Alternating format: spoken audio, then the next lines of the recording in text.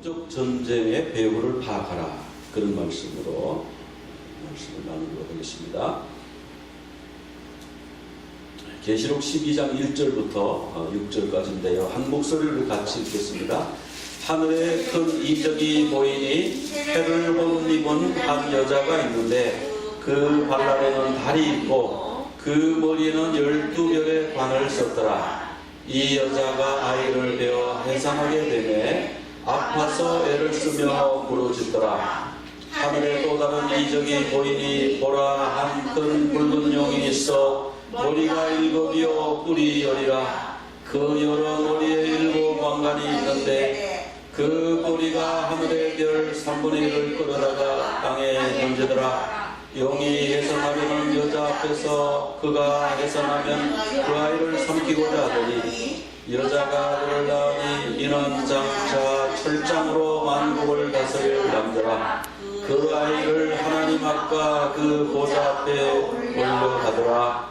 그 여자가 광야로 도망하며 거기서 1260일 동안 그를 양육하기 위하여 하나님께서 예비하신 곳이 있더라. 아멘. 네, 우리가 이제 그 계시록 11장을 이제 마치고 12장으로 넘어왔는데요. 11장도 굉장히 어려워하는 장입니다. 그래서 많은 사람들이 11장에 걸려서 엉뚱한 데로 가버려요. 그래가지고 계시록이 어렵다는 얘기가 이제 사실은 11장 거기서 어려운 거고요. 12장도 어렵습니다. 그래서 이 12장을 이게 하나의 그 이적이라고 해서 쉽게 말하면 이적은 이제 간판이에요. 간판. 사인인데 영어로는 사인, 뭐 배너, 배너가 간판 종류잖아요. 이렇게 옆으로 이렇게 하면. 그러니까 이게 이제 12장이 2개의 간판이 나오는데 2개의 이적이 나옵니다. 히브리 말, 헬라 말로는 세메이온 그러는데 두 이적은 그 쉽게 말하면 눈으로 본 그 비주얼한 표현인데 그 그림인데 그 그림을 도대체 사람이 그릴 수가 없어요. 그래서 사람들이 그려놓은 게 이 두 이적을 그려놓은 게 좀 옆에 좀 끔찍한 붉은 용이 있어서 좀 죄송합니다. 어쨌든 뭐 내용을 이렇다는 거예요. 그 어떤 여자가 있는데 그 여자가 해를 옷 입었다. 그리고 그 발 아래는 달이 있다. 발 아래 달이 있다 하는 거는 좀 이해가 되죠, 그죠? 아, 그럼 달을 뭐 밟고 있나? 아니면 그 위에 있는데 달이 좀 밑에 있나? 이해가 돼요. 그리고 머리에는 12별의 면류관을 썼더라. 이해가 돼요. 아, 12별로 된 면류관, 아, 예쁘네. 해는 어떻게 입어요? 그러니까, 와, 이거 어렵다. 이건 모르겠다. 이렇게 되는 거예요. 그 다음에 이 붉은 용에 대한 것도 마찬가지입니다. 머리가 뭐 7, 왜 용이 머리가 7일 필요가 있나? 뭐 이게 사람들이 이성적으로 생각하면 도저히 이해가 안 되는 거예요. 이건 이제 가장 기본적으로 우리가 읽어야 되기도 하고 또 글자 그대로 읽기도 하지만 또 영적인 의미도 살펴보고 그래야 되는데 하늘에 큰 이적이 있었다. 큰 이적. 세메이온 메가. 이 메가 우리 메가톤 그죠? 메가 크다는 뜻이에요. 세메이온은 아까 얘기했던 사인, 배너 그런 건데 하나님은 항상 이적을 보여주셔요. 그래서 어떤 일을 행하기 전에 반드시 선지자에게 알리고 일을 행하신다고 했어요. 그냥 아무도 모르게 하나님이 일하시지 않거든요. 그래서 하나님이 뭔가를 큰 것을 하시기 위해서 보여주는 이적이, 그러니까 큰 이적인데 그것이 세메이온입니다. 창세기 1장에 세메이온이 나와요. 거기서는 이제 세메이온이라고 그러죠. 히브리 말로는 오트라고 하는데 오트로 나왔죠. 창세기 1장 14절 같이 한번 읽어보겠습니다. 하나님이 이르시되 하늘의 궁창에 광명체들이 있어 낮과 밤을 나뉘게 하시고 그것들로 징조와 계절과 날과 해를 이루게 하라. 광명체로 뭐냐면 낮과 밤도 되게 하지만은 뭐가 또 돼요? 오트, 징조. 그 태양과 별이 어떻게 움직이느냐에 따라서 어떤 일이 일어날 것인가를 보여주신다. 그래가지고 동방박사들이 뭘 관찰하다가 예수님 탄생을 알았어요? 별을 관찰하다가 그런 일이 있다. 근데 우리는 이제 그런 거를 잘 안 해요. 왜 안 하느냐 하면은 그만 그 점성술사들이 이교도들이 그걸 가져가가지고 너무 이상하게 만들어 놔가지고 그런데 혹시 좀 위험하기 때문에 우리 그런 거 잘 안 합니다. 근데 어쨌든 하나님은 그런 걸 통해서 뭘 보여주시는 것은 사실에 이 말씀을 보면, 그 다음에 계절과 날과 해를, 이 계절이 뭐냐? 모에드예요. 모에드. 모에드가 뭐냐 하면은 절기입니다. 유월절, 무교절, 뭐 초실절, 초막절, 이런 절기를 모에드라고 해요. 정확한 명칭은 appointed time, 정해진, 하나님이 정한 시간. 그러니까 6월절에 무슨 일이 있을 거라고 정해 주셨는데 어린 양 사건이 있었잖아요. 그런데 나중에 예수님이 어린 양으로 돌아가신 거예요. 그 사건을 그래서 모여든 거예요. 이게 하나님이 그때 6월절에 예수님 돌아가시게 하려고 6월절을 하신 거예요. 무교절 기간에 예수님이 무덤에 계셨죠, 그죠? 그리고 초실절, 초실절 그거 첫 곡식, 보리가 처음 익은 것으로 제사 지내는 거. 근데 제사 지낼 때 막 흔들어요, 이렇게. 왜 흔들어? 사람들이 몰랐죠. 왜 흔들어 했더니 나중에 예수님이 초실절날 살아나셨네. 부활하셨다고 흔드는 거예요. 이제 보니까 그 절기가 전부 그 사인인 거예요. 다 표적인 거예요. 그리고 오순절은 그 뭔가 그때는 뭐지? 근데 오순절 날은 하나님이 제사 드릴 때 어떻게 드리라고 그랬냐면은 다른 데는 누룩 넣지 마. 제사 음식에는 그 곡식에는 누룩 전혀 넣지 마. 그런데 누룩을 딱 하나 넣는 데가 있어. 그게 언제예요? 오순절에 빵 만들어와. 떡을 만들어와. 근데 거기는 누룩을 넣어가지고 이렇게 크게 만들어가지고. 그래서 이상하다. 하나님 누룩 싫어하시는 줄 알았는데 왜 오순절에는 누룩 가져오라 그러시지? 이 뭐예요? 오순절 성령의 역사로 교회가 확장되는 걸 말씀하시죠. 이런 식으로요. 모에드, 이 절기마다 하나님이 다 정해놓으셨어요. 그리고 해마다 그걸 리허설하게 해요. 사람들이 해마다 리허설을 하게 해요. 자, 그런데 이 여인이 오트다, 세메열이다, 표적이다, 이적이라고 그랬는데 이 여인이 무슨 이적이냐라는 거죠. 해를 옷 입었고 발날에 달이 있고 그리고 머리에 12관을 썼더라. 이 관은 이 여자는 공주는 아니에요. 공주가 아닌 걸 어떻게 알 수 있냐면은 공주는 이 관을 스테파노스라고 하는데 이 헬라어로 스테파노스를 쓰지 않습니다. 스테파노스는 뭐냐면은 전쟁에 나가서 이겼든지 그 다음에 그 운동 경기를 해가지고 이겼든지 승리를 쟁취한 사람에게 주는 거예요. 이거는. 그러면 공주가 쓰는 관은 뭐냐면 디아데마입니다. 디아데마는 뭐냐면 그냥 왕관이에요. 그건 그냥 물려받은 거예요. 자기가 스스로 만들어 쓰는 거예요. 왕관은 자기가 만들어 쓰는 거죠. 너는 왕이 될지어다 이렇게 안 하잖아요. 우리 구약에는 그런 일이 들어 있습니다만 왜냐면 선지자가 이렇게 하나님이. 근데 보통 세상 사람들은 하나님이 나를 왕이 되게 했다고 생각하지 않아요. 그래서 자기가 스스로 왕관을 만들어 쓰죠. 그거 디아데마예요. 그런데 이 여자는 이 해를 옷 입은 한 여자는 스테파노스를 썼어요. 그러니까 뭐예요? 경주를 했구나. 고난을 많이 겪었구나. 고통을 많이 겪었구나. 그거를 그 스테파노스를 보면서 탁 알아채는 거예요. 그러니까 스테파노스는 경기에서 승리 후에 받는. 우리 여자분들 이름 중에 스테파니 있죠? 스테파니. 남자 중에는 스티븐. 이게 거기에서 나온 거예요. 승리자. 경주를 해서 승리자. 이 여인은 승리자예요. 그런데 머리에 12별의 관, 12별을 한 그 스테파노스를 썼는데 이 스테파노스 12별이라 그러면 떠오르는 게 있죠. 창세기 37장 9절에 보면은 요셉이 꿈을 꿨는데요. 해와 달과 11별이 저한테 절하던데요. 해는 아버지, 달은 어머니, 11별은 11형제죠. 자기까지 12별이죠. 그러니까 이게 이스라엘 민족이구나. 이렇게 우리는 감을 딱 잡아요. 그 다음에 이제 또 하나의 이적이 나와요. 또 하나의 이적은 뭐냐? 붉은 용인데 머리가 7입니다. 물론 뭐 로마를 상징한다 그런 말도 있어요. 왜냐하면 로마가 7산으로 이루어졌거든요.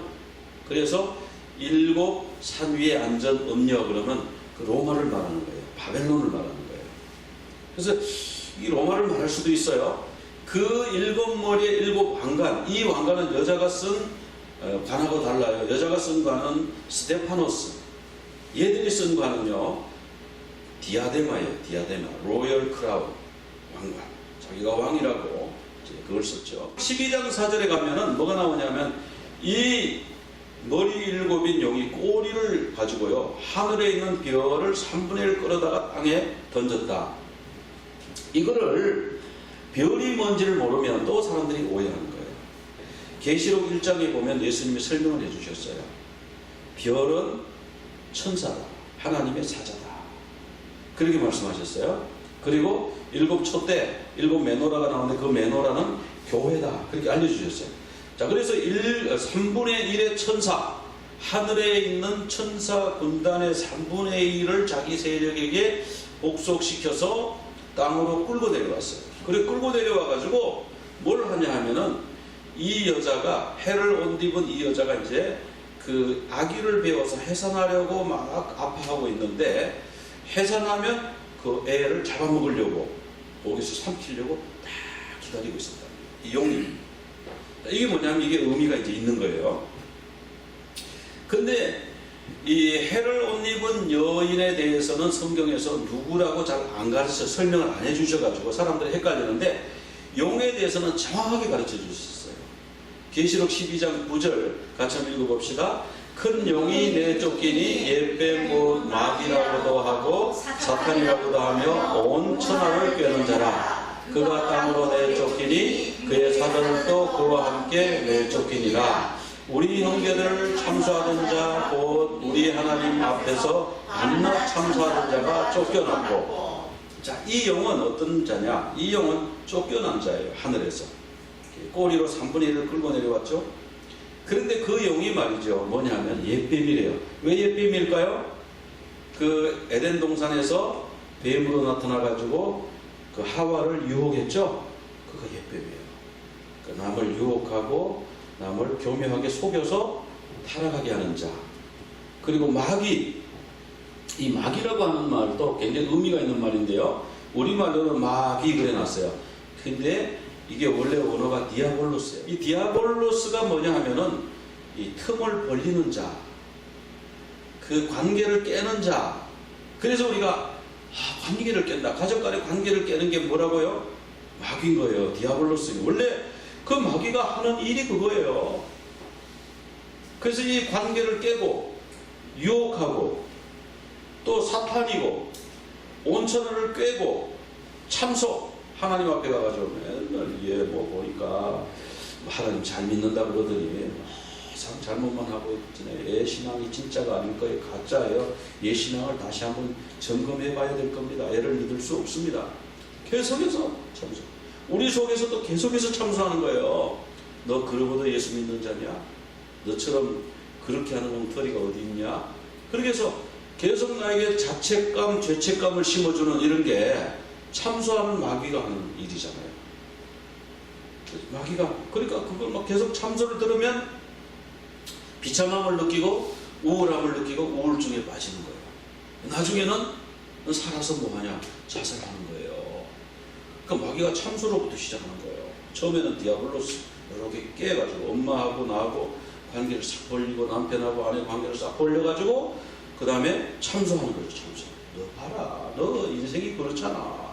그거 살아서 뭐해? 그럼 죽어. 그럼 죽으면 그 다음에 어디로 갑니까? 지옥 가는 거죠. 그러니까 마귀가 하는 일이 그렇다. 여기 용은 너무 분명하게 설명을 해주셨는데, 참 이 해를 옷 입은 여자는 설명을 잘 안 해주신 거예요. 그러니까 사람들이 헷갈려가지고 뭐라고 하냐? 마리아다, 마리아. 이 천주교에서 그러는데 마리아. 글싸잖아요. 예수님 나왔는데 마리아. 그러니까 너무 비슷한 거예요. 장차 철장으로 만국을 다스릴 남자 예수님이죠. 뭐 예수님도 중보자, 마리아도 중보자. 한테 가서 기도해야 돼. 그리고 마리아가 진짜 유일한 중보자처럼 되어버릴 거예요. 예수님이 중보자라 그러긴 해요. 그런데 마리아상을 딱 해놓고 거기 가서 하잖아요. 그러니까 마리아를 아무 죄가 없는 신적 존재라는 거예요. 너무 높이다 보니까.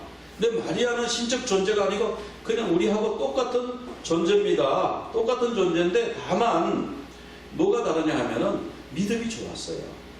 그래서 하나님을 경외하는 여인이었어요. 그래서 가브리엘 천사가 나타나서 이제 성령으로 잉태하여 예수님을 낳을 것을 말씀해 주시니까 그 마리아가 주의 계집종은 말씀대로 이루어지이다. 내가 좀 난처해지는 건 사실이지만 그 처녀가 아기를 낳으면 참 곤란해지는 건 사실이지만 하나님의 뜻이 그러면 그 뜻대로 이루어 주시옵소서. 이렇게 믿음이 좋은 여자로 우리가 하는 건 얼마든지 오케이.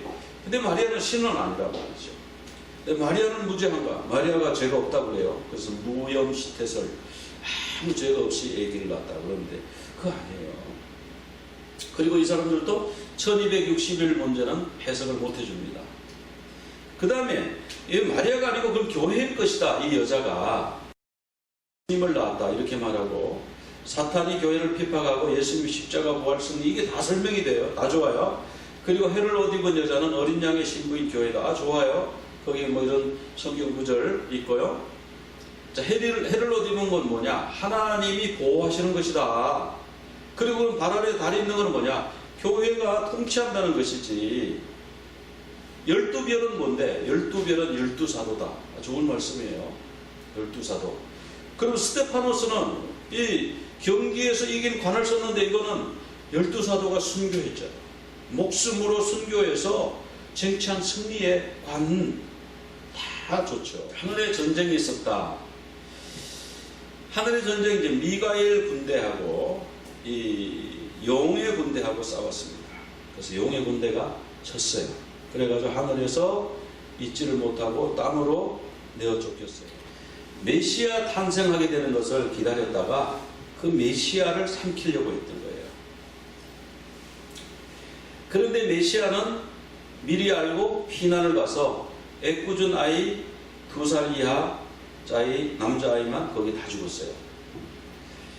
그래서 결국은 이제 하나님 보좌 앞으로 들려 올라간 예수님의 생애를 한 줄로 요약한 것이죠.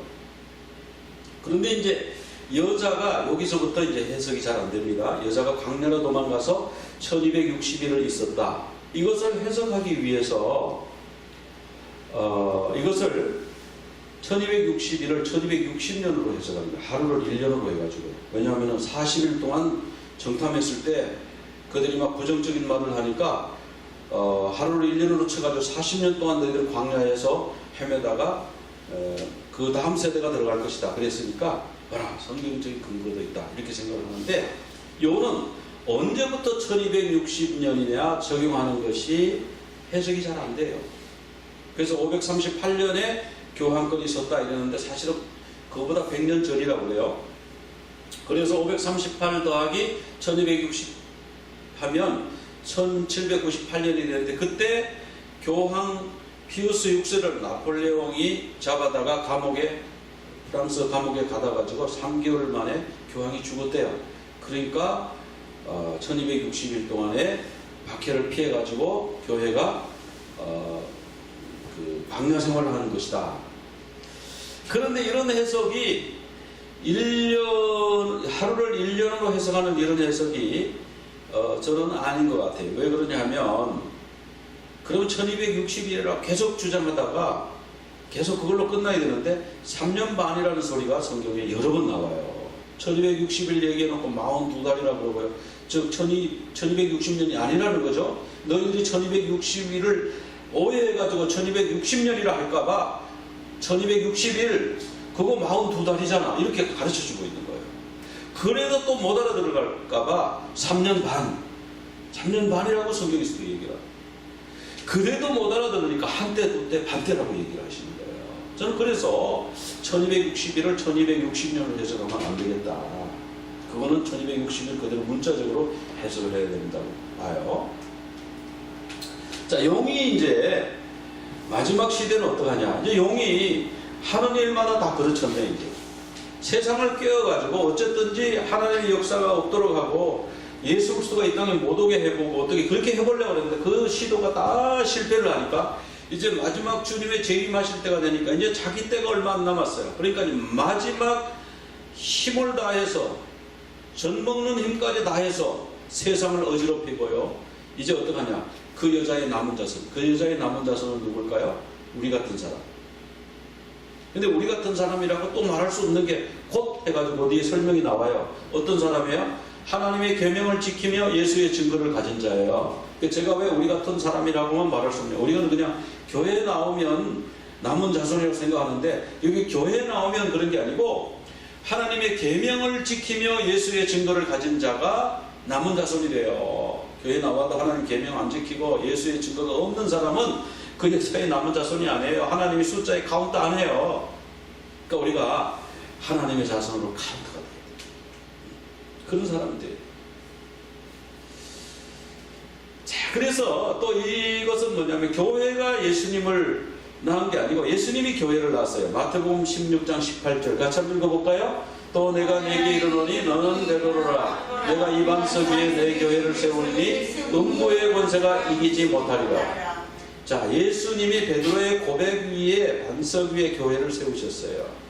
그러면 구약의 이스라엘은 교회가 아니냐? 그렇게 말하잖아요. 이스라엘도 교회가 아니에요. 이스라엘하고 우리하고는 달라요. 그래서 1260년의 적용 문제하고 이런 문제가 있기 때문에 저는 이것이 이스라엘로 해석해야 된다. 즉 이스라엘이 예수님 낳은 거 맞아요. 그렇죠? 이스라엘의 한 여인이 예수님을 낳았고, 이스라엘 사람들은 토라를 아주 철저하게 지켰어요. 왜? 메시아를 낳을 민족이니까. 그리고 거룩한 삶을 살았어요. 내가 거룩하니 너희도 거룩하라. 그래가지고 그들은 가릴 거 다 가리고 율법대로 살아라고 정말 고생했고, 나중에는 그 사탄이 이스라엘을 없애려고 바벨론을 써가지고 아예 다 사로잡아봤잖아요. 또 이스라엘은 그 시리아가 들어와가지고 그냥 다 혼혈시켜버렸고, 남쪽 유다는 바벨론이 더 그렇게 잡아갖고 없어졌어. 나라가 없어졌어. 이제 나라가 없어졌으니까 메시아가 못 올 것이다. 그러니까 그 메시아를 낳기 위한 진통이 얼마나 셌어요. 얼마나 고통이 컸어요. 그런데 나라도 없이 그 다음에 이제 알렉산더가 점령을 해버리고 완전히 그냥 로마 치하에 들어가가지고 있는데, 거기에서 예수님이 태어난 거예요. 거기 영웅들이 말이죠, 그 아기를 낳기만 나면 죽이려고 막 기다리고 있는, 그런데 거기 한 여인을 통해서 철장으로 만국을 다스릴 남자가 태어나신 거예요. 그래가지고 이제 그 주님이 피난을 간 거죠. 그러니까 이 마귀는 피난간 것도 모르고 죽인다고 주변에 그냥 2살 이하 남자 이상 다 죽여버렸죠. 이렇게까지 하나님의 뜻이 이루어지지 않도록, 인류 구원의 역사가 이루어지지 못하도록 용이 그렇게 방해를 한 거예요. 그러다가 나중에는 어떻게 했습니까? 이스라엘을 없애버린 거예요. 아예 로마 타이터스 장군을 보내가지고요, 성전과 성벽을 다 헐어버리고 이스라엘을 지중해 떠다가 부어버려라. 그래, 그 명령대로 이스라엘 막 다 죽이고 다 없었어요. 그 이후로도요, 이스라엘을 죽이려고 얼마나 많은 박해가. 십자군 여러분 좋게 생각하십니까? 십자군이요, 유대인을 어마어마하게 죽였어요. 아랍 모슬렘만 죽인 게 아니에요. 예수 죽인 유대인 죽여야 된다고 해가지고 죽였어요. 그러니까 이 예수님을 낳은 여인인데, 이 여인을 죽이려고 용이 얼마나 미워하는지 아시겠죠? 이제 그러고 나서 이제 이스라엘이 완전히 없어져 버렸고, 그 다음 우리가 교회니까 우리가 그 교회를 개성했다, 이스라엘을 개성했다 이렇게 생각했는데, 웬걸 1948년에 이스라엘이 딱 독립을 해버린 거예요. 그러니까 우리가 개성자가 아니네. 거기서 이제 신학적인 충격이 온 거예요. 그러면 이제 뭐냐 하면 그 앞에는 이스라엘이고요, 이제 마지막에 남은 자는 뭐예요? 마지막에 남은 자는 그럼 이스라엘입니까? 우리 이방입니까? 아까 제가 말씀드렸죠? 이스라엘도 아니고 이방도 아니고, 그럼 뭐예요? 하나님의 계명을 지키는 자고 예수의 증거를 가진 자가 그 여인의 남은 자예요. 성경이 그렇게 나오잖아요. 아까 거기 한번 봅시다. 여기 보세요. 그 여자의 남은 자손이, 17절을 같이 한번 다시 읽어보겠습니다.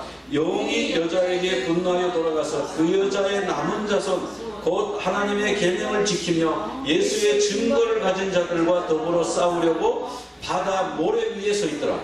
자, 이제는 뭐냐면 사탄이 이제 마지막 최후의 전쟁. 이제 내가 얼마 안 남았어. 내가 이제 그냥은 안 가. 그냥은 안 죽어. 내가 여기 남은 예수의 그 후손, 남은 자손 다 죽이고 갈 거야. 이렇게 하고 서서 지금 대전쟁을 준비하고 있다는 거예요. 그럼 이 남은 자는 누구냐? 이스라엘이냐? 아니면 우리 교회냐? 여기 이스라엘이라고도 말씀 안 하시고 교회라고도 말씀 안 하시고 뭐라고 그러냐면 하나님의 계명을 지키는 자예요. 예수의 증거를 가진 자예요. 하나님의 계명 지키는 자는 바리새인들도 지켰어요. 그것만 갖고는 안 돼. 그러니까 하나님의 계명을 지키는 자 이래버리면 아 유대인이네 이러겠는데 예수의 증거를 가진 자 이러잖아요. 그러니까 예수의 증거를 가져. 이 두 가지를 다 가져야 돼. 그래야 그 여자의 남은 자손입니다. 그 여자의 남은 자손과 악한 영과 마지막 대전이 있는데 그때에 하나님이 1260일 동안 보호해 주신다 그래서 보호해 준다. 이 지금 내용이 그런 내용이죠. 하나님의 계명을 지키며 예수의 증거를 가진 자로서 우리가 있어야 남은 자가 돼요. 우리는 이제 하나님은 이제 남은 자를 찾으시거든요. 남은 자를 이제 추수하십니다. 우리 마지막 때에. 그래서 우리가 하나님의 계명을 지키며 예수의 증거를 가진 자가 되게 하여 주시옵소서. 하나님 우리가 믿는다고 믿는데 계명은 잘 지켰어요. 유대인들처럼 말씀을 율법으로 지키고 말씀대로 산다고 살았어요. 근데 예수의 증거가 없어요. 그럼 예수의 증거를 주세요. 우리가 예수의 증거 은혜 그러는데 계명이 없어요. 그러면 하나님 계명을 주세요. 우리가 두 가지가 다 있어야 돼요. 하나님 우리가 마지막에 남은 자가 되겠습니다. 남은 자손이 되겠습니다. 하나님 우리를 보호해 주시고 마지막 시대에 어린 양의 그 피로 그리고 하나님의 계명으로 예수의 증거로 승리할 수 있도록 주님 저희들을 붙잡아 주시옵소서. 그와 같은 우리 모두가 기도하면서 그 믿음을 지켜나가는 여러분들이 다 되시기를 간절히 축원합니다. 기도드리겠습니다.